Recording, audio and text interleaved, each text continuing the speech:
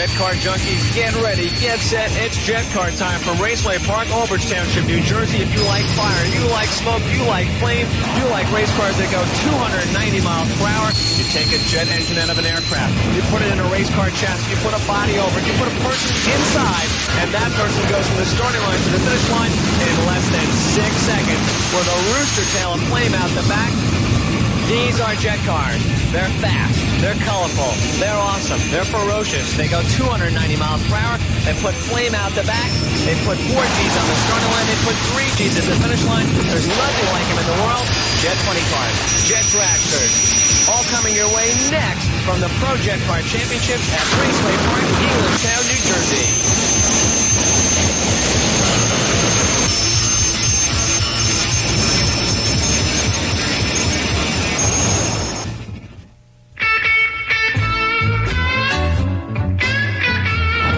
The body on this car is constructed of Kevlar and carbon fiber. The reason for that is to make it not only lightweight, but strong also. The car was designed by Kenny Youngblood of California, and the car was painted by Bob Gertis of Circus Paints in New Jersey. The frame of this car is constructed of 4130 chrome moly tubing. It is various thicknesses and OD sizes. The engine is out of an F-5 fighter plane. It's capable of speeds in an airplane of excess of Mach 2. On the ground, we can probably run in excess of 300 miles an hour, but the sanctioned bodies, both NHRA and IHRA, have restricted this car to only 290 miles an hour. Jet cars are probably the most awesome racing vehicle in the world. Why? Because not only do they run fast and quick, they put 40 feet of fire out the back. Most people have never seen the inside of a jet funny car. We're going to show you what the inside of one of these cars look like. You can see these cars don't weigh much because the body is made of carbon fiber. We're going to show you what the front of this car looks like right here. It's starting out with the fire bottle. Fire bottle and the batteries are mounted to the front to apply weight on the car so that it won't do wheel stands. Also in the front are the 4-wheel disc brakes. The fuel tank contains 30 gallons of kerosene. It's made of aluminum. These cars are made of a lot of aluminum and magnesium and titanium parts because these cars are trying to be not only fast and quick, we're trying to make them as light as we can make them. Also here in the front, you'll see the fuel control. That is like the carburetor on a regular car. In the front part here is the compressor part of the engine. The little box there on the side is the igniter box. That's what starts this vehicle. Then it goes back into the combustion can, the turbine wheel, the afterburner, and the tailpipe. That's the parachutes mounted here in the back. The afterburner is the part of the car that makes the car not only fast and quick, but also provides the show. When you see the fire come out the back of these cars, it's because of these engines are spraying fuel into this part of the vehicle. This is the cockpit of my race car. The car is equipped with a 6-point roll bar and a 5-point seat belt safety harness. We have the throttle here, which is used to start the vehicle. To make the fire and smoke, we have the afterburner control switch. We have the main parachute lever mounted here. We have the secondary parachute lever mounted here. We have a streak switch which lights the afterburner here. A bleed door switch which shuts part of the air off that bleeds off the engine. This is the tachometer. We have the EGT gauge mounted here. We have the fire system right here. In case of a fire, we can put the fire out. We have a switch here, which is the igniter button. Also on the steering wheel, we have the streak button, which lights the afterburner, and another button which turns on the high-pressure fuel system. That's what makes the awesome fire show. As you look forward, you see we have the brake pedal on the left here, and then we have another pedal which I call the passing gear. As the car goes down the track, this pedal is pushed slowly forward to make the car run even faster and quicker. And there you have it, a jet funny car, the most awesome racing vehicle in the world.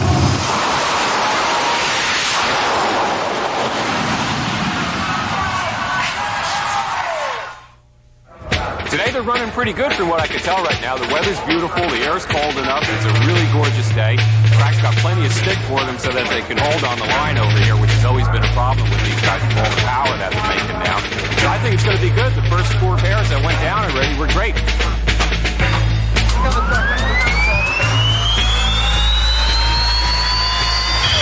And that's the sound of a jet funny car. From an aircraft to a race car, they take them from Army surplus, they put about 3 together, they make 1 race car, and we are set for round number 1, starting off with Dickie Rosberg up against one of Roger Gustin's team cars.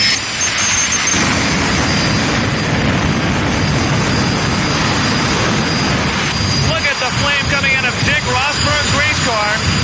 Just a taste of what's coming up as we have 3 rounds of jet car racing. Rosberg, the quickest jet car in the business. Up against Jerry Gannon, driving for Team Gustin.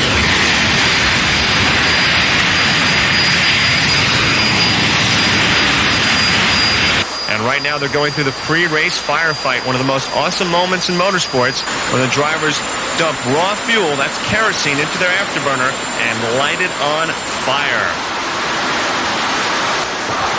And away they leave the starting line. And the win light goes to Rosberg, a 573 at 262. Gannon loses with a very game 583.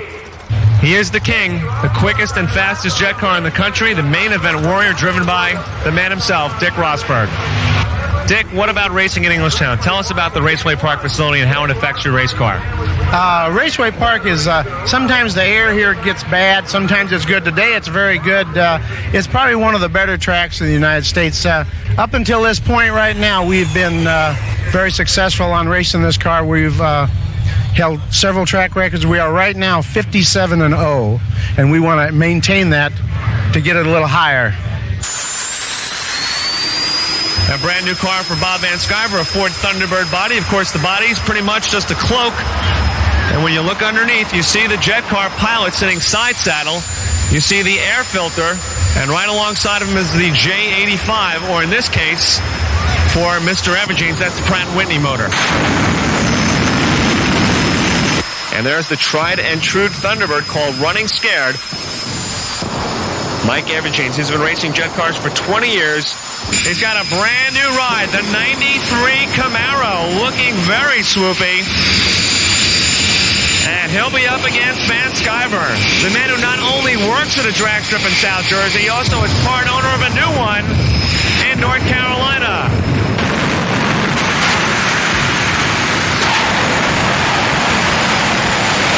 Both cars going through the pre-race fire show, warming up the engines, lighting up the load when it comes to fuel. The cars run on kerosene. Nothing too exotic. It's a cheap fuel to buy, and it makes these race cars fun to race because you can actually make a profit doing so. The old-time jet cars were exhibition cars. They made a lot of fire, made a lot of smoke, but they didn't really go too fast. And nowadays, with the Pro Jet Association, these cars have become much more safer, they're much quicker, and they're much more fun to watch race.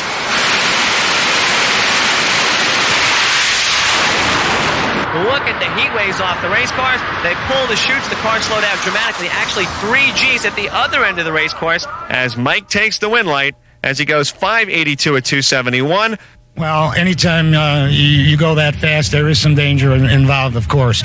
But being a thrust-powered vehicle, we don't have the traction powers that a wheel-driven car has, which goes right to left, and they're fighting it all the way down. These are like on a string. They're really easy to drive. They're nice to drive, and I feel that they're a lot safer than any wheel-driven car. Having a 2-car team, does that help you out, Mike? Absolutely. We're able to do a lot more experimenting where we have both cars that we can adjust on certain conditions and see whether or not it helps or hinders the performance of the car. So definitely helps when you got more than one out there.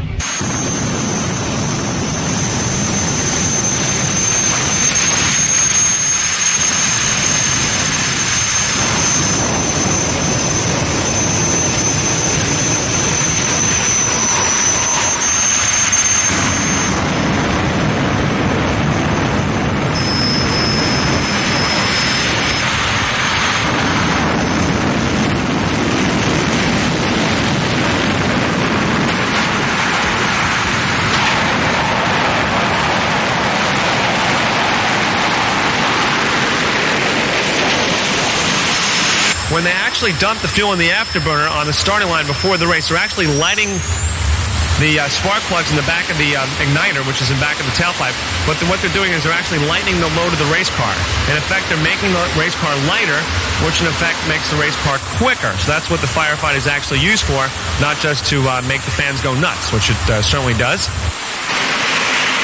The J85 powered car from Massachusetts up against the car from Connecticut.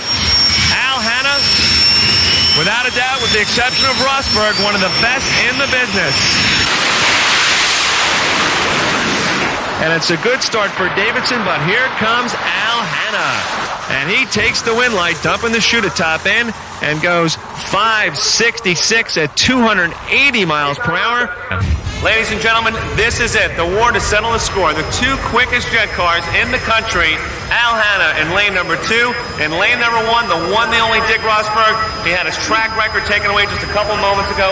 They're going to go for it. And there's no doubt that these racers want to go as quick as possible. And there's no love lost between the two. Hanna and Rosberg have been fighting for the last couple years over who's the best in jet car racing. Now they have one chance between the two of them, Hanna and Rosberg, to go for it right here at Raceway Park this afternoon.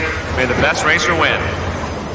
These jet engines are out of jet fighter planes, the T-38 trainer plane that flew over Korea. They produce 5,000 pounds of thrust, about 6,000 horsepower. Primarily, we're putting on a show for the people and dumping the fuel for weight.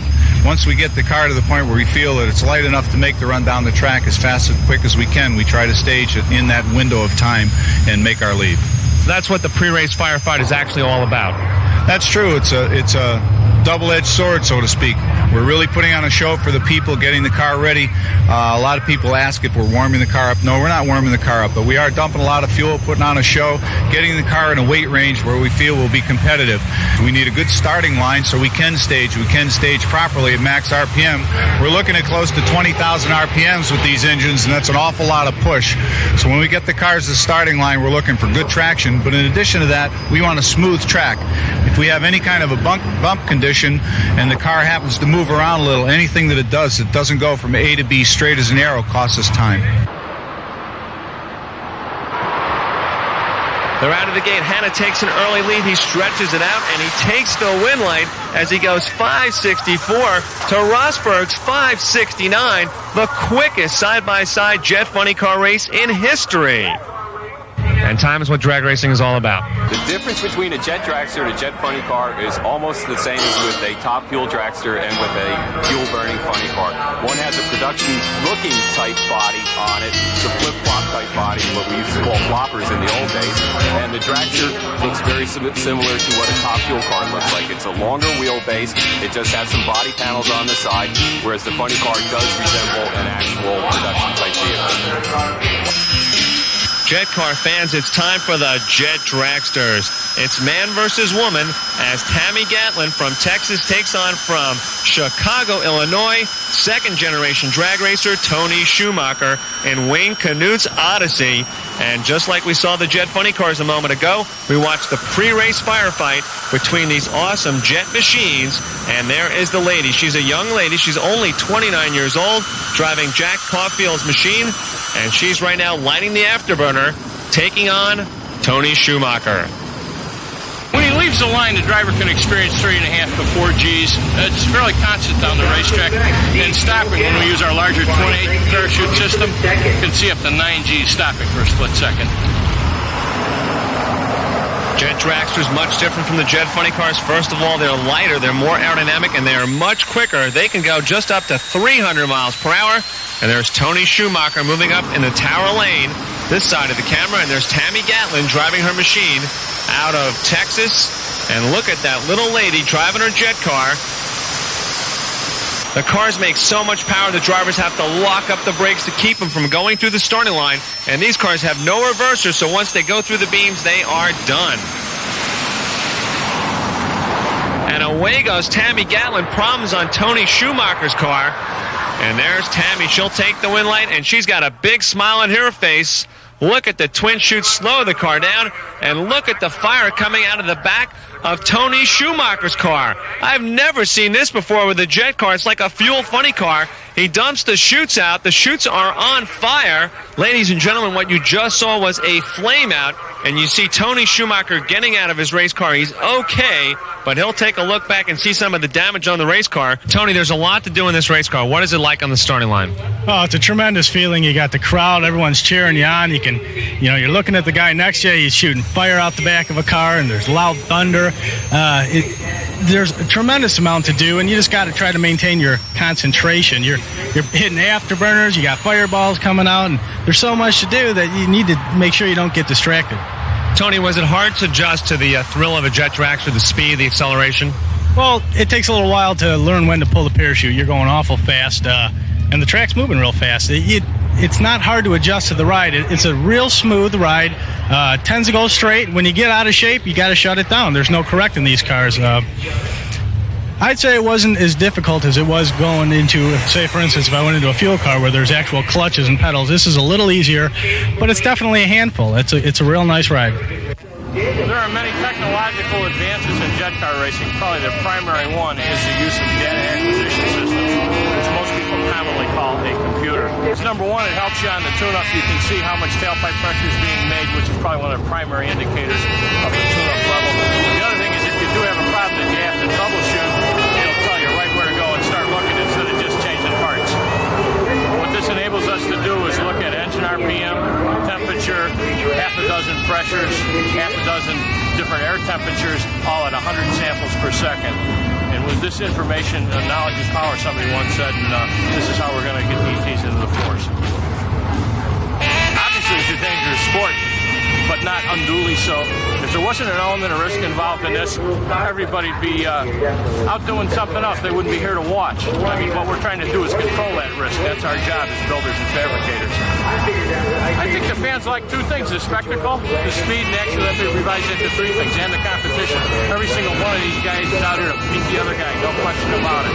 And I mean, our egos need gratification much like anyone else's, and nothing does me better than to see that kid come through the lights first.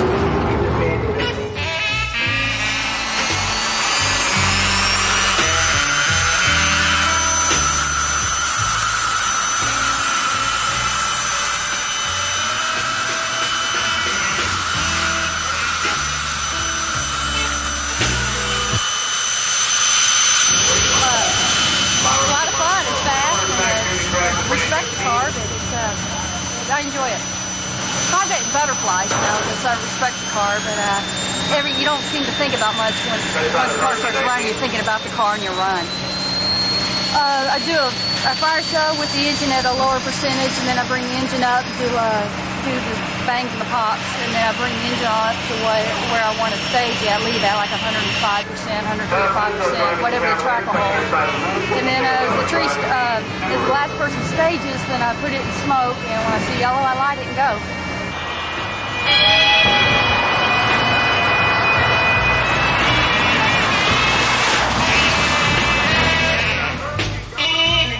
When I pull the chute at the top in, it jerks me real hard. I lose my vision for a moment, and then I pick my head back up, and I start applying the brake. So why do you do it? Because it's fun. It's a rush.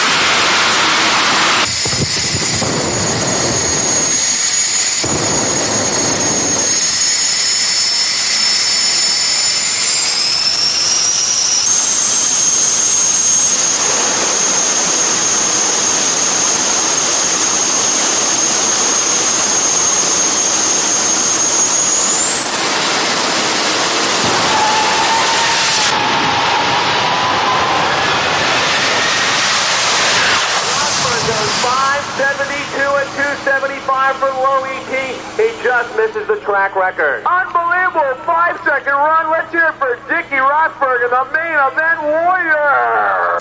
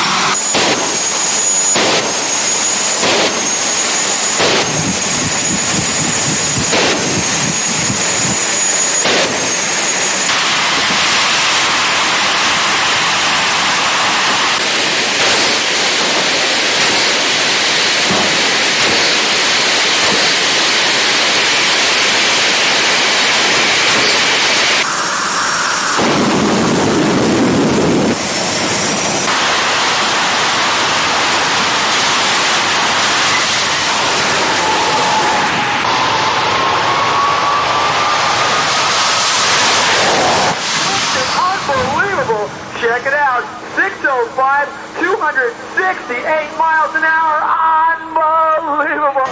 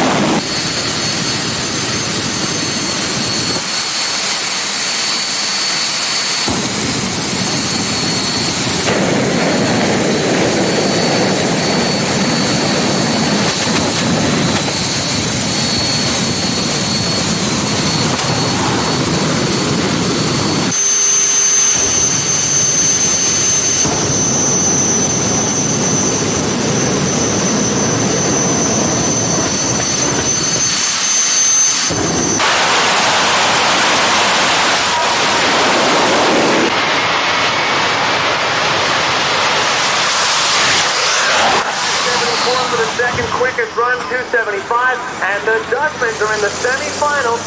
Unbelievable!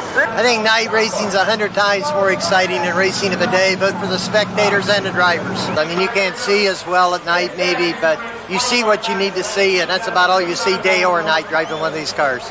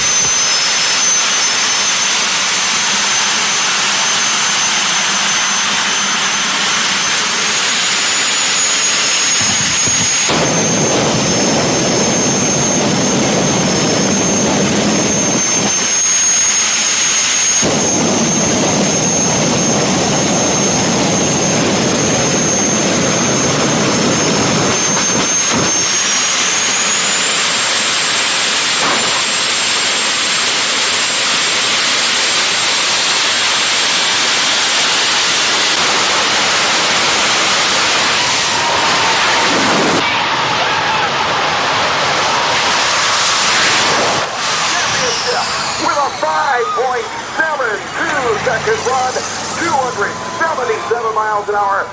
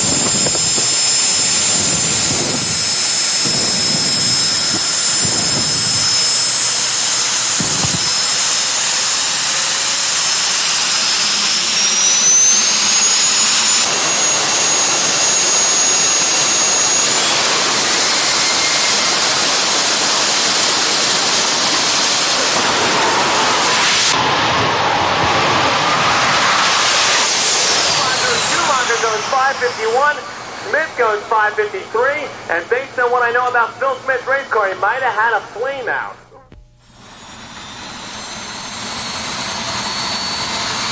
The modern-day Jet Funny car designed from Kenny Youngblood of California, the premier designer when it comes to jet car paint schemes. The execution by Bob Gertis of Farmingdale, New Jersey, one of the best in the business, who's been painting race cars for over 25 years. And these cars are beautiful examples of the modern-day Jet Funny car.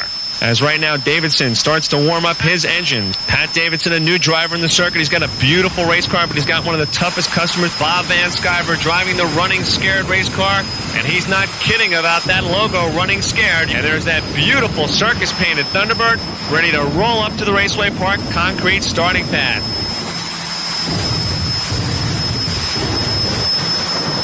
Take a look at the inside of a Jet Funny car. It looks like a plumbing store. All the tubes, all the wires hooked up for one purpose, to make a jet car go from 0 to 285 miles per hour in less than 6 seconds. And right now they're going through the pre-race firefight, one of the most awesome moments in motorsports, when the drivers dump raw fuel, that's kerosene, into their afterburner and light it on fire. Look at the fire. You see the driver checking out the tailpipe, making sure there's enough flame coming out the back.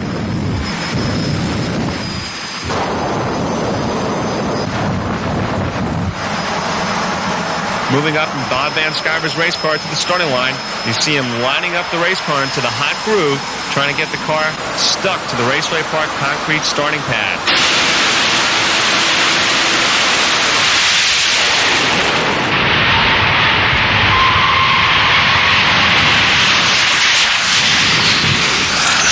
Cars are restricted to go over 295 miles per hour. That's the insurance rules right now.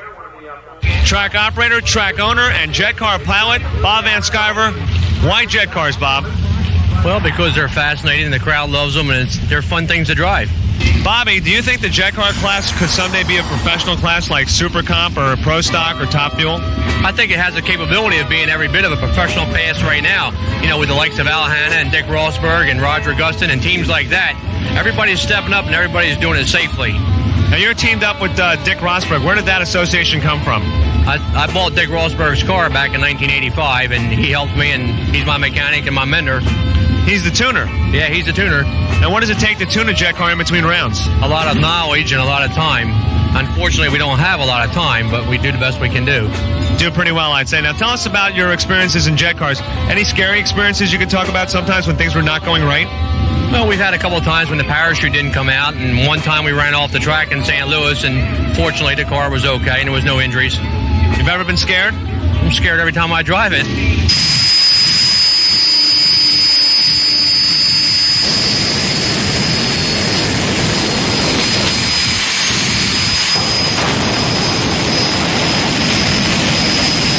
Rosberg getting ready. You see the fire coming out the back. The main event warrior, a beautiful 1990 Chevrolet Beretta, and he'll be taking on the brand new 93 Camaro of Mr. Mike Evegens, another veteran of the Jet Jockey Wars at Raceway Park. He's been doing this for over 20 years.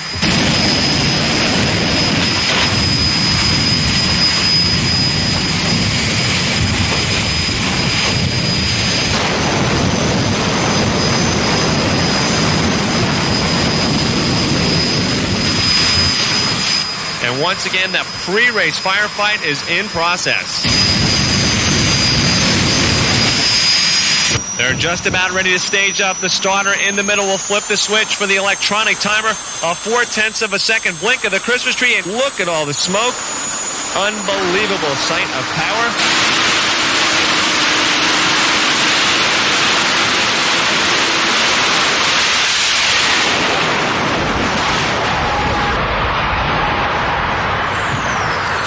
Raceway Park track manager, Michael Knapp. We like to run the jets. They dazzle the crowd. We have a number one facility. We can handle a lot of people. We've got a long track. We're able to really run a bunch of cars full out here, so we like to do it. Michael, do you think there'll ever be a professional jet car class? Well, I think the cars are of the caliber that they can handle it. It's a matter of them, like I said, making their niche out there. The cars are extremely professional. They're exciting to watch. That's half the reason why we're here. Half the reason is competition. The other half is to be jazzed by the cars. And I think the jet cars have that ability to do that for people. And, given the time, I think they could put it together and make a class out of it, sure. Ladies and gentlemen, we are ready for the second round of the Pro Jet Sprint Car Championships. There's Jerry Gannon driving for Team Gustin, and once again, one of the quickest cars in the country, the swoopy Eastern Raider of Al and Ellen Hanna. The Jet Funny car is so much different than the Fuel Funny car. This car gets pushed down the racetrack, whereas the Nitro Burning Funny car gets driven down the racetrack, the horsepower coming through the rear wheels. There's Raceway Park for Tom Resco, the man who wears the asbestos underwear. He gives them the signal to light these bad boys up. They plug in the batteries, they start the engines, and in a few moments the bodies will come down. Go!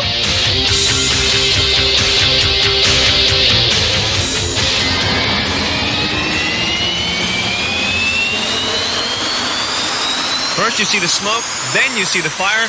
If you look closely, you see that the window was blown out of Jerry Gannon's race car in round number 1, and they replaced it using some duct tape and some extra Lexan, and the car is ready to roll here in round number 2.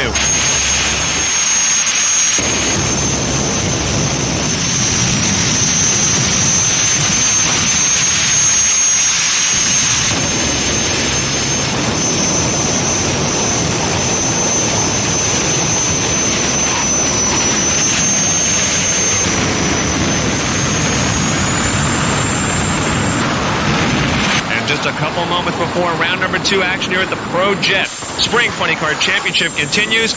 It's Team Gustin, Jerry Gannon, the driver, trying to find the right spot on the race course as he lines up his machine, that beautiful Chevrolet Camaro. As you look inside the race car, you see all the plumbing, all the hardware that it takes a jet car engine to produce all that horsepower. And there's Al Hanna's race car. It's swoopy, it's all business, and this is one of the most high-tech race cars ever built for jet car racing. So it's Gannon against Hanna. The first man to leave the starting line has a good chance of winning this one. We'll look for the whole shot. As they roll up, they use the brake, they use the thrust out of the back of the pipe, and we're just about set. The stage lights are on, a blink of the tree. And here they come. Off the mark first, it's Hanna. Once again, Al Hanna taking no prisoners. 572 at 283. And Gannon loses with a 595 at 265. Jet Dragsters getting ready to go once again here at Raceway Park. Jet Dragsters quite different than their cousins, the Top Fuel Dragster. Just like the Jet Funny cars before, the Top Fuel Dragsters have engines that produce the horsepower through the rear end, whereas the Jet Dragsters get pushed down the racetrack by the thrust coming out of the tailpipe. Rod Phelps in the black car from Buffalo, New York. His machine about as low and lean as you can get, up against the Lutz racing car from Chicago. In this jet car battle, the fire coming out the back, it is incredible. The amount of flame, it's about 30 feet long. And you see the driver working on the hand controls, pouring the raw fuel in the afterburner. And this is a good example of how it's done in a jet dragster.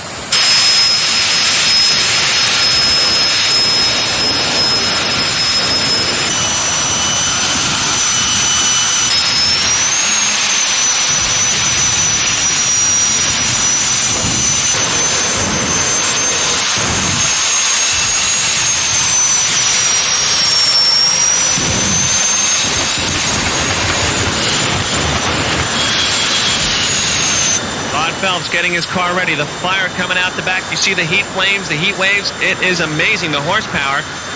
And right now we have a problem on the Lutz race car.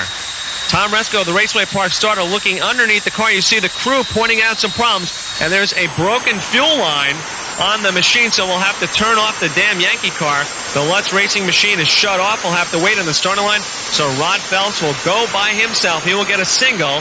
The starting line nice and straight. That's what you want to do in drag racing, from the starting line to the finish line as quick as possible. He goes 5.78, and there is the Lutz machine. This is it, the final round here at the Spring Pro Jet Car Championships, and Roger Gustin has got to be a happy man. Both of his race cars are in the final. Jerry Gannon and Mike Evegens. Mike driving the 93 Camaro, you see, up against Jerry Gannon driving the 1992 Camaro.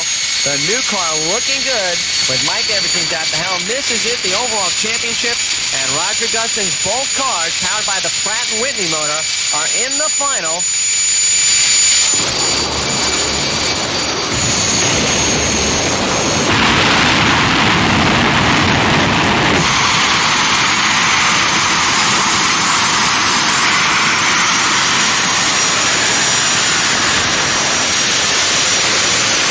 Close-up look of Gannon.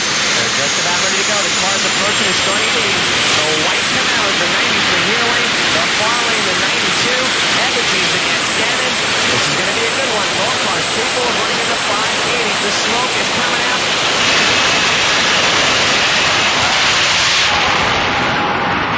Evegens with a slight lead, but here comes Gannon, and Gannon makes the move at top end and takes the win light with a 583 at 274. Evegens loses with a quicker 581. We're with team manager Bill Gustin. Bill, you just got off the phone with Roger Gustin in Ohio. How did he take the good news that both your cars are in the final?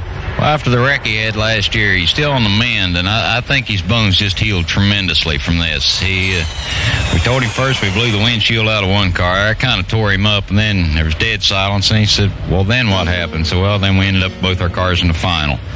And he was still in shock over it, because the car that won has usually been our slower car. In fact, the car that won it has been beat by the other cars so many times it's ridiculous. But we finally got the old car running good, and that was the main thing. And Jerry did a tremendous job with it.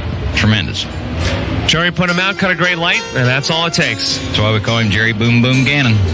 Well, Boom Boom came up with the #1 spot at Raceway Park today. Congratulations. Thank you, Les.